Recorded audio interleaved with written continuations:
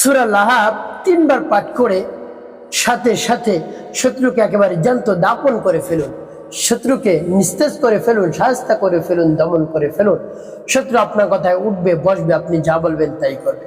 শত্রু অনেক শক্তিশালীও যদি হয়ে থাকে, জনবল দিয়ে, তারপরে অর্থ সম্পদ দিয়ে, তারপরে আপনার সাথে পারবে না। প্রিয় ভাই বোনেরা, আপনি আমলটি করে দেখুন না। আমলটি করার ক্ষেত্রে শত্রুর নাম, শত্রুর মায়ের নাম সংগ্রহ করতে হবে, একটি কাগজের মধ্যে লিখে রাখবেন। প্রিয় ভাই বোনেরা, শত্রু যত বড় শক্তিশালী হোক, আপনার জানের শত্রু, সম্পদের শত্রু, সম্মানের শত্রু, আপনার পরিবারের শত্রু আপনাকে একেবারে তিলি তিলি শেষ করে দিচ্ছে, টেনে হিস্ট্রি আপনাকে নামাচ্ছে উপর থেকে নিচে। এভাবে যদি হয় আপনার শত্রু, কোনোভাবেই সুস্থ থাকতে পারছেন না, আপনি পেরেশানির মধ্যে পড়ে গেছেন যে কি করব, এতই যদি আমাকে ক্ষতি করে তাহলে আমি তো একদিন নিঃস্ব হয়ে যাব। প্রিয় ভাই বোনেরা, আপনাকে আর কোনো ধরনের টেনশন করতে হবে না, পেরেশানিগ্রস্ত আপনাকে হতে হবে না। আপনি শুধু একটি কাজ করবেন, আপনি সূরাতুল লাহাবের আমলটি করে দেখুন না, একেবারে শত্রু নিস্তেজ হয়ে পড়বে। প্রিয় ভাই বোনেরা, আমলটি কখন কিভাবে করবেন, কোন নিয়মে করবেন, আমলটি করে কিভাবে আপনি উপকৃত হবেন আমি বলে দিচ্ছি। তো প্রিয় ভাই বোনেরা, চলুন কোন সময় আমলটি করতে হয় জেনে নেওয়া যায়।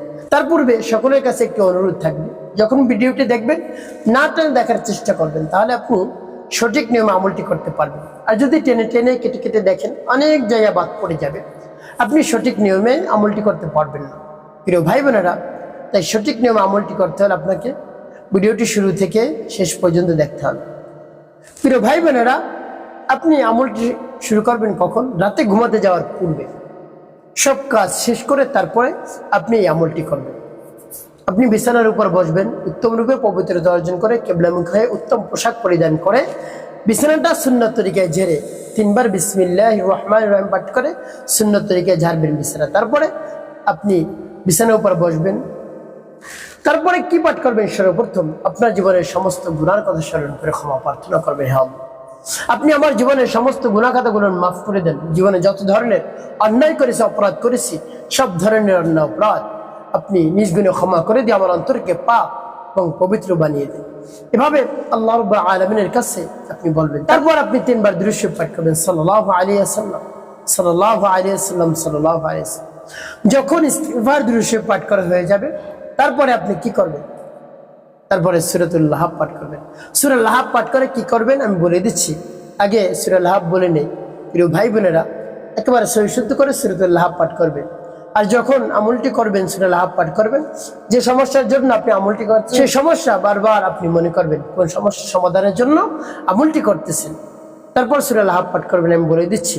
যেমন বিসমিল্লাহির রহমানির রহিম, تبت يدا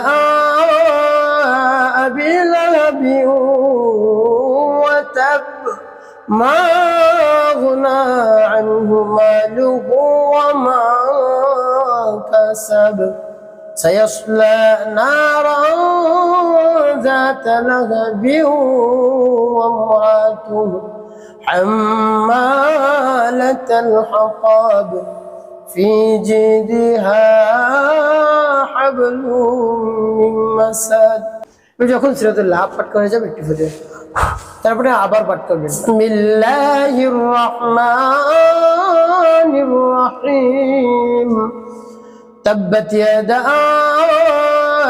আবি লাহাব ওয়া তাব মা আগনা আনহু মালুহু ওয়া মা كسب سيصلى نارا ذات لهب وامرأته حمالة الحطب في جيدها حبل من مسد।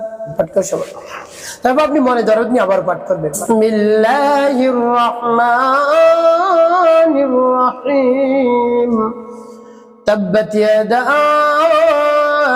أبي لهب وتب ما أغنى عنه ماله وما كسب سيصلى نارا ذات لهب وامرأته حمالة الحطب في جيدها হাবলুম মিন মাসাদ।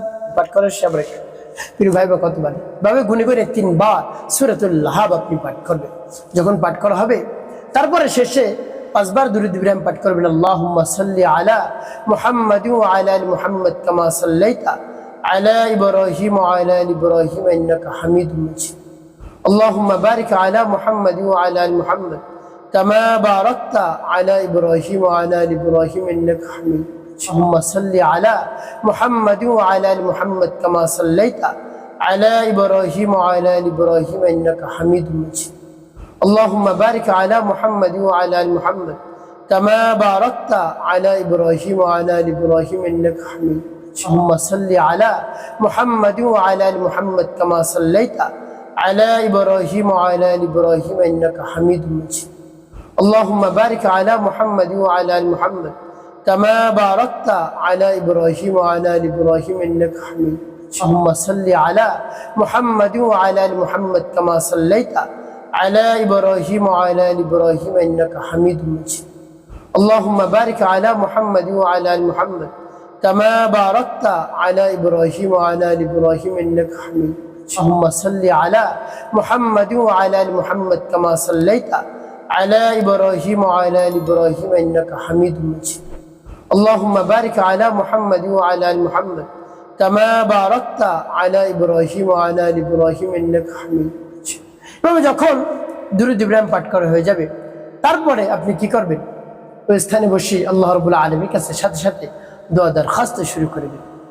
বলবেন আল্লাহ রাব্বুল আলামিনের কাছে, আল্লাহ আমার শত্রুকে আপনি দমন করে দিন, নিস্তেজ করে দিন। আমি অতিষ্ঠ হয়ে পড়েছি, পেরেশানির মধ্যে পড়ে গিয়েছি। আল্লাহ শত্রু আমাকে শুধু জ্বালা যন্ত্রণা করে, চতুর্দিক থেকে আমার ক্ষতি করে, কি করব? কোনো প্রতিবাদও জানাতে পারছি না, আরো জুলুম বেশি করে। অন্যের মাধ্যমে প্রতিবাদ জানালে আরো বেশি পুরো পরিবারের উপর অন্য অত্যাচার শুরু করে দেয়। কি করব? আপনি একটি দিক আমাকে দেখিয়ে দেন, সহজ একটি পথ আমাকে দেখিয়ে দেন। এভাবে আল্লাহ রাব্বুল আলামিনের কাছে বলবেন। তারপরে আপনি কি করবেন? ঘুমিয়ে যাবেন সুন্নাত তরিকায়। এভাবে দোয়া করে, এভাবে আমলটি করে দোয়া করে তারপর ঘুমাবেন। সুন্নাত তরিকায় ঘুমাবেন কিভাবে?